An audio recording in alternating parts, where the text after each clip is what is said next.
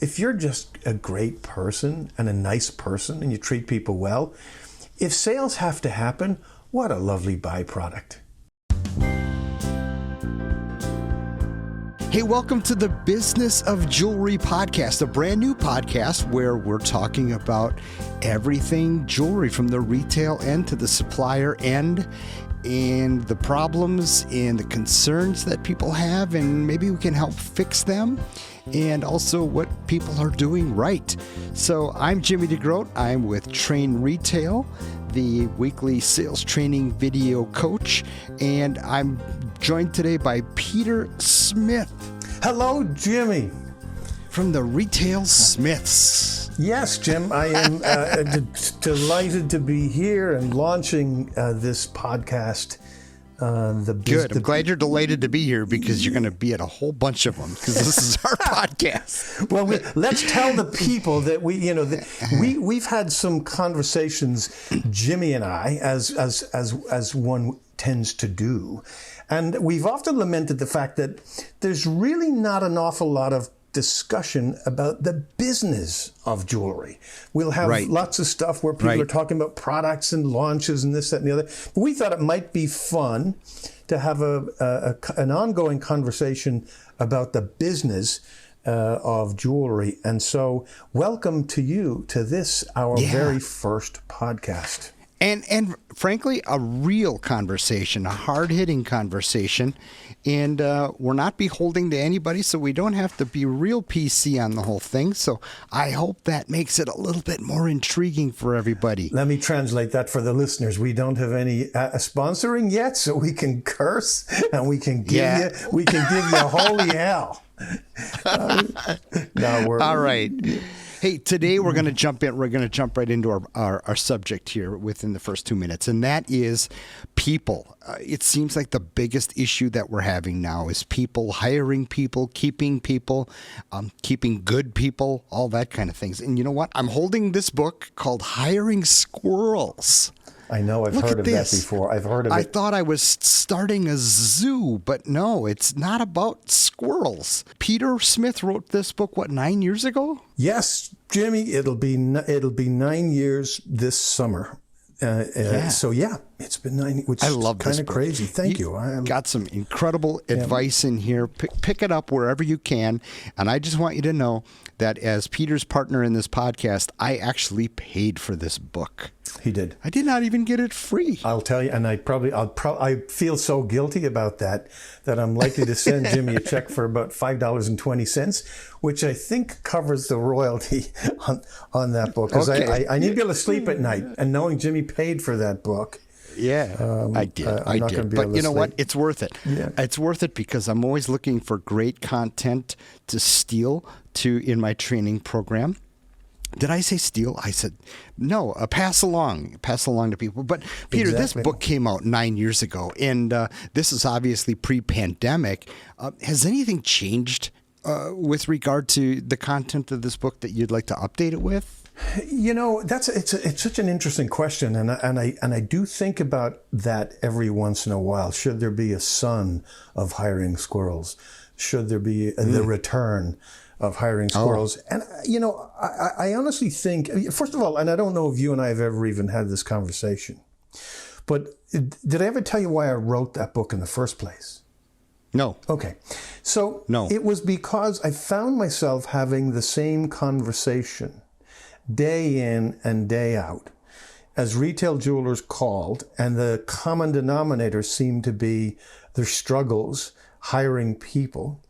And I thought to myself, well, let me do something so I can just point them in a place and not have to repeat the same conversation. So when you ask the question about whether much has changed in the ensuing years, I might suggest that it's more true today than it ever was. So if you think about, if you think about that, and I, my metric would be days walking around in Vegas just recently, and whenever I bumped into retailers, that seemed to be what was top of mind was people, and so if you think about the basic premises of the book, is it premises or is it premi? Premi? What's the premise? We got to look that sucker up. But for now, it's really this, right? So first of all, that 58%, so let's say 6 in 10 people in sales shouldn't be. That was the basic premise built over 7 years worth of research at the time. And I think, first of all, that is likely worse. Right, I think given the challenges of hiring, that's probably not better. The good news is that one of the important themes in the book was that 1 in 4 people have the necessary wiring to be effective in sales. And I don't think that's changed at all, which is to suggest that, if I take a blanket and I throw it over any gathering of people, about 1 in 4 of them will in fact have the necessary wiring. Other couple I'll just mention quickly because we don't want to take up the whole. I think this actually could be a different podcast, right? Is getting deeper into some of this stuff. But the wiring, but that the interview process, for instance, that it's still not a good idea, as it was not a good idea when I wrote that book, to hire from the hip. And I still think far too many people are doing that. I've got an instinct about this stuff, they say. This. I got an instinct about this stuff. I know how to do this. I can tell. I can read people. Yeah, I'm sorry. It's not the case. So you do need a structured interview process. And then the last one, and this one I know you and I are on the same place with it. But I know a lot of people are sort of cognitively, but emotionally they're so divorced from the very concept. And that is, model your best people, baggage and all. In other words, this idea that you're going to search for great candidates who have all the necessary wiring and no baggage.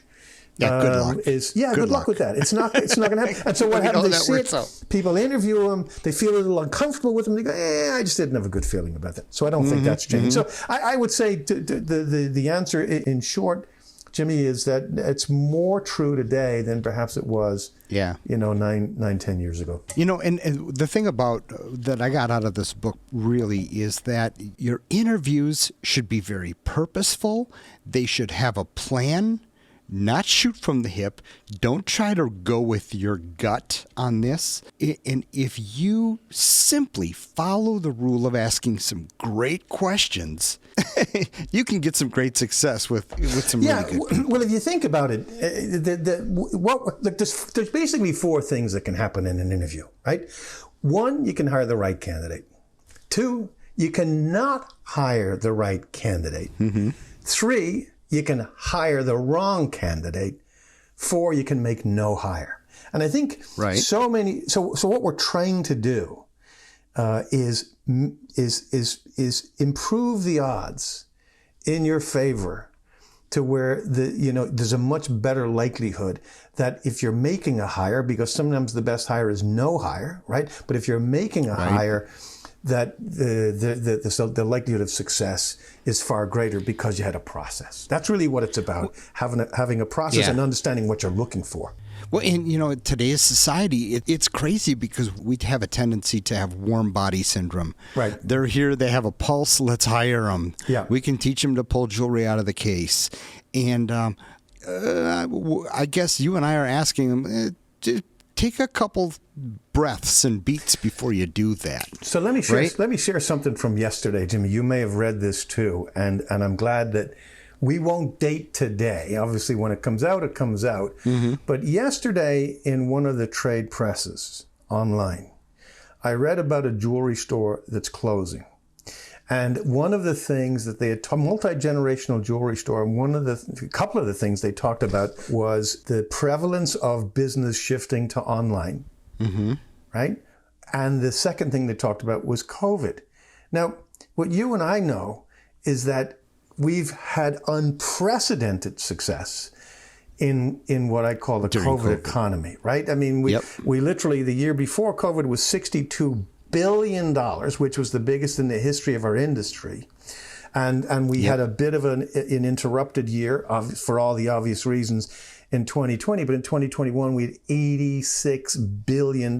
But somehow, this retailer is closing because of COVID and online. And online is 14.6% for each of the last 2 years. Now, why do I bring that up in this conversation? Because if you're doing the right stuff and you have challenges hiring people, then I'll sort of give you your dues and say, look, it is particularly challenging in your marketplace. I accept that. Yep. Right. But you're doing all the right stuff. You're asking for the right thing. You're structuring your interviews appropriately, and all the things that I talk about in the book and all the things you and I talk about on an ongoing basis. But if you're not doing all the right stuff, in some respects, you don't have any right to complain about the fact that you can't find people because you're not doing the right stuff. Right. Exactly. Right? Exactly. Let's fast forward a little bit. We're lucky enough, and we'll get to before the interview, but in the interview, what's your favorite question to ask? I mean, what do you think kind of hits home and gives us the answer the fastest? Yeah. Well, I don't think there's any one question. And I know this is not about the book. This is really more about our philosophy, right? We have a shared philosophy. Well, it's about getting good people in our stores. Exactly. So if you think about it, there's two sets of questions, right? And one set is designed quite specifically, quite deliberately, to speak to folks with no sales experience. In other words, I'm saying you can spread a wider net, and if you bring people in, here's 12 questions, which is the subtitle of the book, that you can use. By the way, if you get seasoned candidates, here's another 14, I think. I added an additional couple of questions there. So let me start with the second group because it's the easiest thing in the world. If somebody's coming to you with a great deal of sales experience, what I want you to ask them is, tell me about your client book, and then shut up. Right? Because tell me about your existing clientele. Tell me about your client book. Yeah, whatever it is you use. A paper book, you use an online, you use a CRM. I don't care what you use. But if you're a serious salesperson and you have no process for having developed your clients, then something's missing. There's a disconnect. But if I can answer it from the standpoint of the inexperienced person, somebody who brings no sales experience into it, one of the questions that I really like, and I think they're all there for a reason, right? Because I'm trying to get at the specific traits. I like tell me, again, this is for somebody who's not been in sales. Tell me what the most challenging aspect of sales will be for you, right? So let me ask you, Jimmy, what do you think I'm looking to get at with that question? So this podcast is brought to you by the Train Retail weekly sales training program. It is a 10-minute video once a week, bringing your team through literally weekly sales topics, sales training, discussions. And here's the thing. We don't just talk about the words to say. We talk about the psychology of the sales. We talk about the science of selling. I created this because it's 10 minutes weekly, and I just felt that it's very important.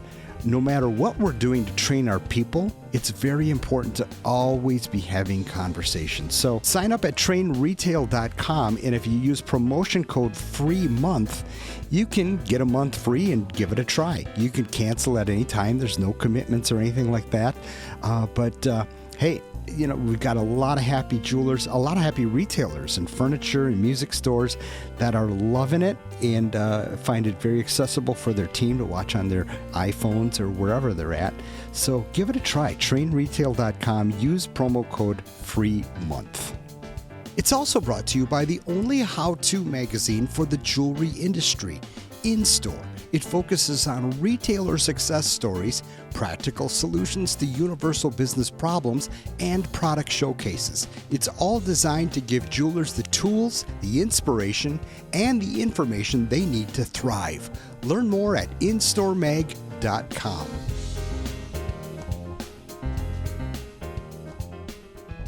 I'm going to answer that question with an experience that I've had I think you're getting to. A lot of times when I've gone into a jewelry store and I sit down with all the employees, all of them, and I just say, tell me about yourself. Tell me about what you do here. Tell me about your role. You know what comes up the least? I'm in sales. Right. I sell. Yeah. they say I'm in charge of inventorying and putting the charms in. I'm in charge of this and checking repairs. And that's the one thing I hear the least is I'm in sales. Right. I'm a salesperson. Right. So does that have anything to do with your answer? Your question? Powerful evidence to support the idea that starting with that is the single most important thing to do when in fact it so rarely happens. It oftentimes comes from the managers and the owners too. Whereas if I don't call you a salesperson, it takes the pressure off. And I don't want you to, I want you to know product, and I want you to understand, don't push the customers, don't make the customers uncomfortable, and all that kind of stuff. Right. Don't and be so pushy. what it really delivers is, if you're just a great person and a nice person and you treat people well, if sales have to happen, what a lovely byproduct.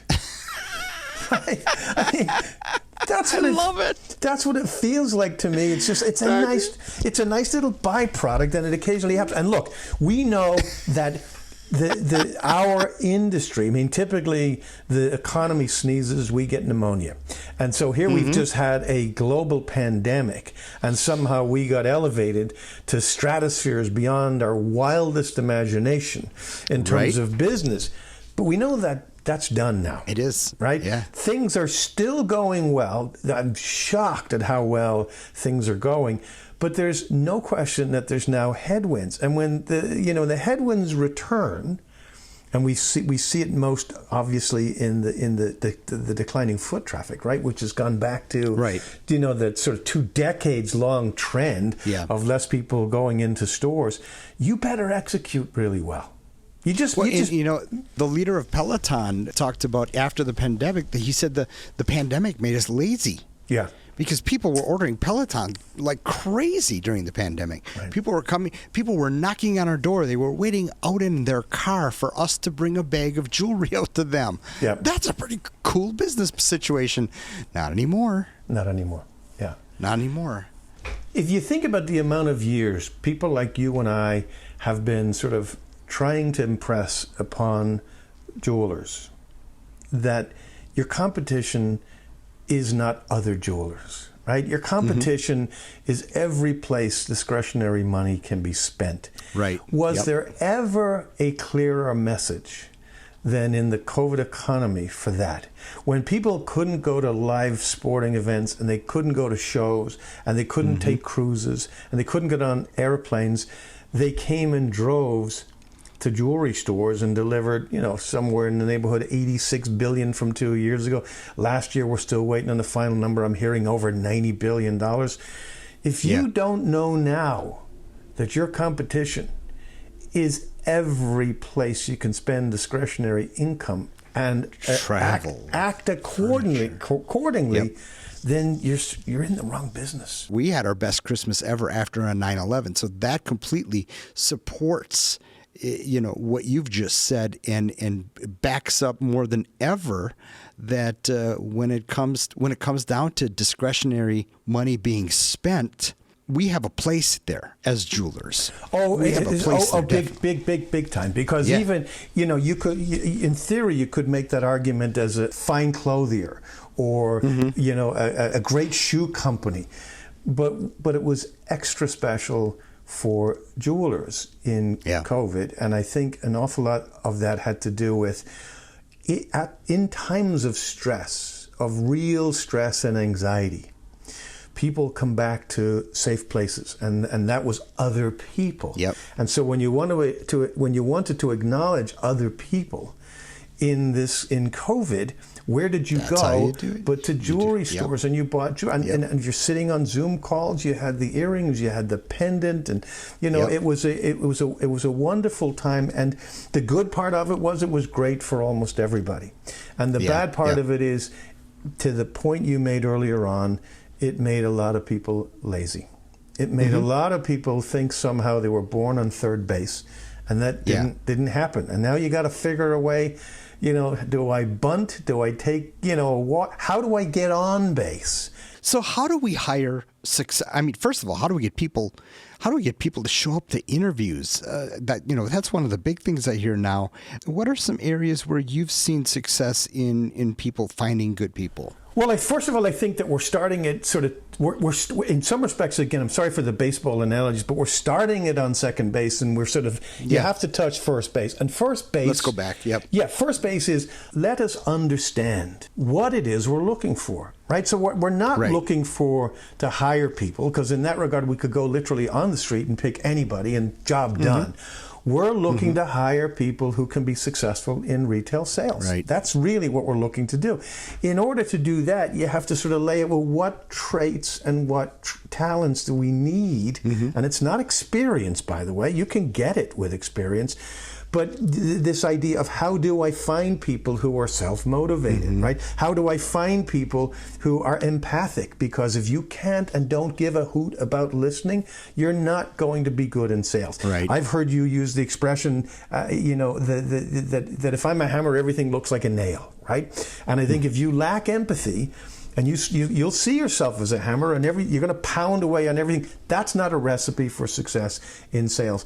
And then I think the most important thing is resilience, that we now know through tons of research and psychology that rejection to people, whether it's personal or professional, to people who are short on resilience, it is akin to them getting physically accosted. So if you're hiring people to put them into a job where they're going to have lots of rejection, maybe it's 7 out of 10, maybe it's 6 out of 10, maybe it's 8 out of 10. Yeah. And you're expecting them to ask for the sale. It just simply isn't going to happen. So I'd say the first thing in answering your question is write out what's most important. And then the first obvious places to go is go to your own team first. Sure. Here's what we're looking to hire, and here are the traits and the qualities that we want. So if you have friends, potentially family members, or friends of friends, and you think they meet this definition, right, and you give them a basic definition, we'd love to talk to them. Because it is incredible how few people who are working in retail stores themselves understand what the store might be looking for when it comes to hiring people. So you start with your own team, and then you go to your website. The website has to speak loudly to your desire to talk to people who maybe don't fit the mold. They have never worked in sales, or they've never worked in the jewelry business. So you got to do that. And thereafter, I think you take your pick. Is it Career Builder? Is it Indeed? Is it LinkedIn? Is it a combination of all of those? But I think people tend to start with the wrong things. They tend to start with, I need somebody, instead of starting with, what do I need? Specifically, what do I need? Then tell that story. And then, pick up Peter's book and just literally follow his 12 questions for interviews, because, I'm a firm believer in this. Have a structured interview, and don't let your candidate take over the interview, and don't wing it. Don't go with your gut. Use these great questions. And and here's another subject: culture. Yeah. Are you a store that people would want to come and work for you, or like you love to ask, why would somebody want to come and work for me? Let's put that off to another podcast, because that's a big subject. But you brought it up, Jimmy. So let me ask you about that, right? Because and I agree that it's a rich subject, and we ought to get deep into it. But since you brought it up, give me a couple of things from your perspective that are really important in understanding your culture, and in sort of creating a culture that people would want to work in. I got to do it with a story, and the story is me on an airplane flying back with a person's check in my pocket that I've just gone and done consulting with, and I thought I can help them bring customers in the door. I can help them with sales training. I can help them with some neat things, but ultimately I can't help them because the business owner is an and nobody likes or respects this person, and so everything's going to fail. And so I decided I'm going to start teaching and doing the things that I can do, that I love doing, and that I can duplicate and scale. And that's why I'm doing the train retail thing right now. I mean, we just recorded training number 588. And I know this isn't supposed to be a commercial for the Train Retail Sales Training Program, the weekly sales training program. There, how's that for a plug? But the thing is this: we don't give people the tools.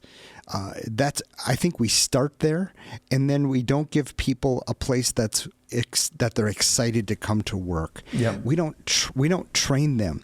The most training that I ever see people do is they go through a wonderful list of where's the cash register, how to ring up a repair, how to do check in a repair. Okay, that's very mechanical.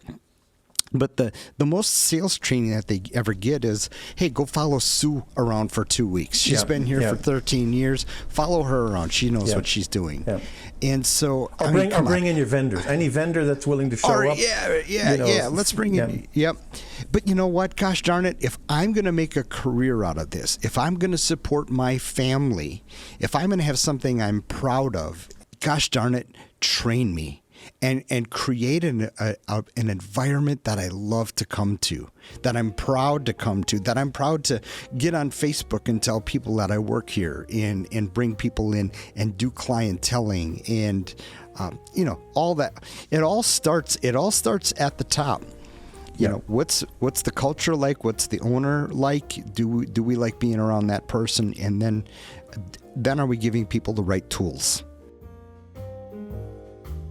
Hey, this is Peter Smith. To the suppliers listening, when was the last time you got a perspective on your business from someone who's walked the walk for 4 decades? If you're looking to establish or expand your footprint in the U.S. market, let's talk.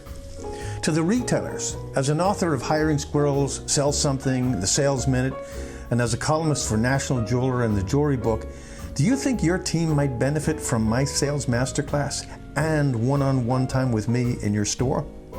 If you're a multiple door retailer, let's put some regional sessions together. You can reach me at theretailsmiths@gmail.com or on LinkedIn. Look forward to hearing from you and hope you love the podcast.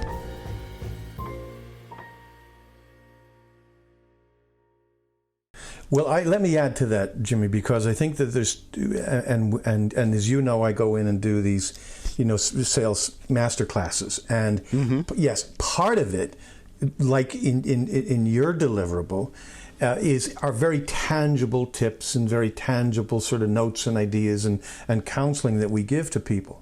But part of it really gets back to your idea of culture in the first place, to the extent that it's no matter what I get out of Jimmy's weekly sessions or Peter Smith getting on a plane and coming out and spending time with us, and we both like to think they should get a ton out of that stuff.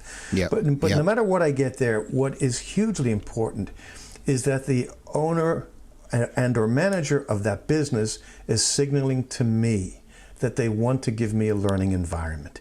They're signaling to me, it's hard to say that 3 times fast, that they care enough about my professional development, maybe even my personal development, to be able to put their hand in their pocket and to spend some money having people come in here and talk to me about things that matter. And I think that forget about, is it you, is it me, is it anybody else who's going to go in here and do it? You have to invest in your people. And the idea that you create an exciting and warm culture, and as you talked about that question of, which I think is the unasked question, the idea of why would somebody want to come work for me? I would like to think that when people sit down and make their list, and we know how hard it is to be objective about yourself, but make the list. What specifically do you offer that would make people want to come work for you, and also make the folks who are working there want to stay with you? Because it's not as though we don't have any turnover. I think a part of that should be that it is a learning culture, that we care enough about these people to make an investment in them. And I hear all the time from people, and I'm sure you do too, we're going to bring you in next year, or we're going to do this in the fall, or we're going to do this in the spring. It's too important to put that stuff off. Here's I got to throw in a good one. We've watched about 30 of your videos, and we feel like we got it, so we're good. Yeah. Well, in their case, they probably did get it, right? What they got was that that's not important to them. Yeah. No, that's not what my main thrust is. As you know, I'm a consultant with people on the supplier side, but I love to go into these retail stores because that's where the oxygen is, right? That's where I learn. Right. And part of that is I wake up every day wanting to learn something new today. And I cannot for the life of me understand any environment where that's not part of the mindset. Yeah. And honestly, a lot of the reasons I see why we don't invest in our people, and just let me preempt this a little bit here. You put $1 million into your building. You put $700,000 into your build out. You put another $1 million in inventory in the cases. You bought cases. That was $300,000. You got carpeting and lighting and all that kind of stuff. And now you put these employees in, and their idea of training is, go look at an in-store magazine in the break room. Give it the old college try. Exactly. Yeah. Yep. And so we really dropped the ball there. But to their defense, we have become complacent. We have been successful enough, and I'm using air quotes here. Business is good enough, and I think that's one of the reasons why we maybe dropped the ball on this. And a lot of people think that training or investing in your people has to cost $1 million. It doesn't. Well, I think with one of the things we're touching on, Jimmy, is the idea that hiring and retention are two sides of the same coin. Right. Right. Because if you're fully staffed today, but you might like to have some people, the idea that you're never going to lose people just makes no sense. So it's really two sides of the same coin. You have to have a culture, and that's, by the way, another topic I would suspect of interest for a future podcast is talking about culture, cultural norms, and I'll give you just one quick one, and I know we'll come back to it down. And that is, that sales is a meritocracy. Sales is a meritocracy, and if you're looking to drive an environment where you're building things around accountability, and what matters to you is what you can measure, and you're paying people on some ridiculous notion of it's all about fairness and equity, you might want to rethink your career choice, because top salespeople need to be recognized for their efforts. Period. Right. And paid accordingly. Yep. And there's a number of ways to skin the cat, right? You can do bonuses, you can do commissions, you can do, there's lots of different ways you can do it. But at the end of the day, the folks who drive the business, the healthy business, right? We're not talking about people who discount their way, to the illusion of being star performers. But the top sales performers need to be paid the most. Period. I'm always a proponent of that because they're going to perform. And I believe also, and this is again another podcast, but you need to tie compensation to productivity with your managers and your salespeople. Right. Does that mean that everybody needs to be on strict commission? No, we're not saying that. I don't think you're saying that, but we're saying that there does need to be a tie. Whether it's a bonus or a profit sharing or, hitting goals and then receiving something. Right. We've been yapping a long time here now, and we've got a lot of ideas out there that we've shared from the heart. So let's kind of wrap it up a little bit here. How to find and keep good people. First of all, I love what you said.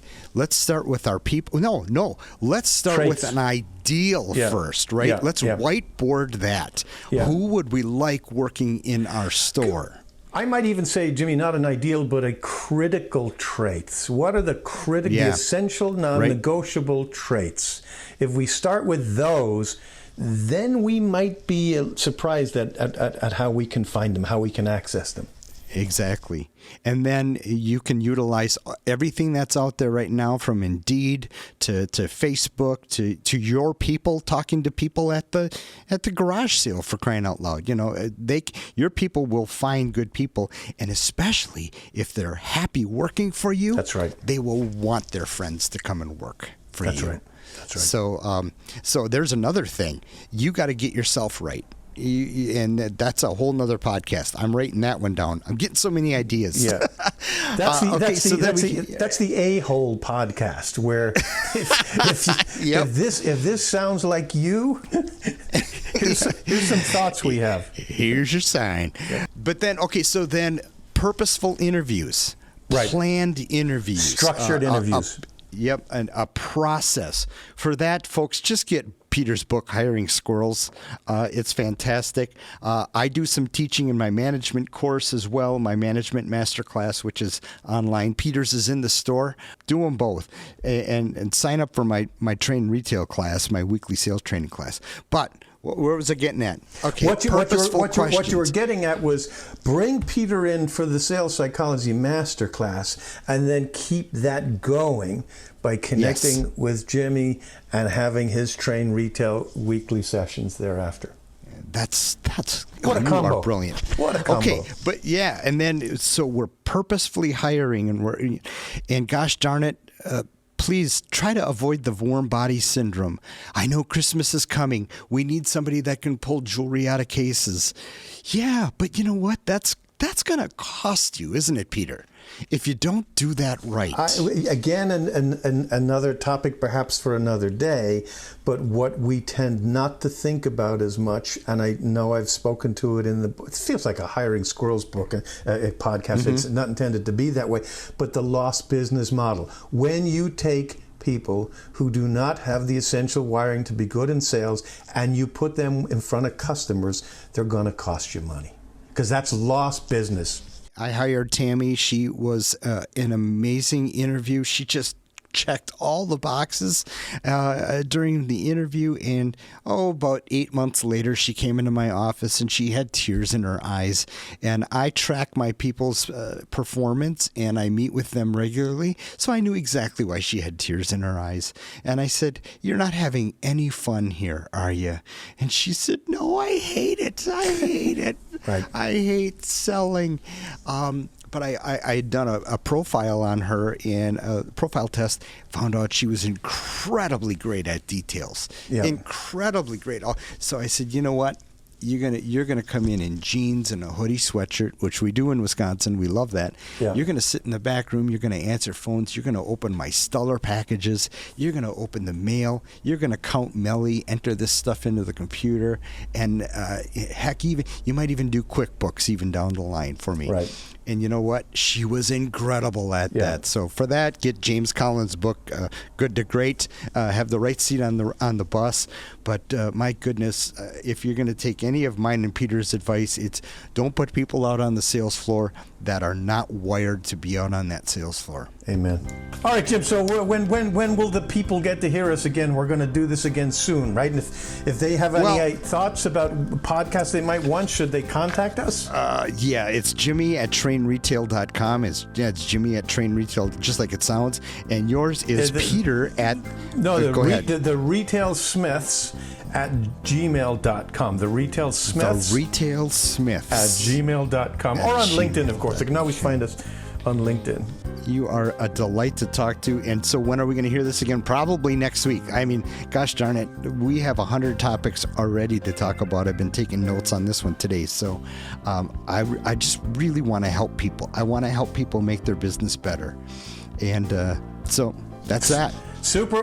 We are aligned, my friend. And until the next week, let's sign off. Or the week after. Until next time. And go Cubs. All right. Go Cubs. Go Packers. The Business of Jewelry podcast with Peter and Jimmy is produced by me, Jimmy DeGroot, right here in the Train Retail Studio. Please subscribe to get all future shows. And if we haven't hit your favorite topic yet, shoot me an email at jimmy@trainretail.com. And Peter and I will surely start yapping about it.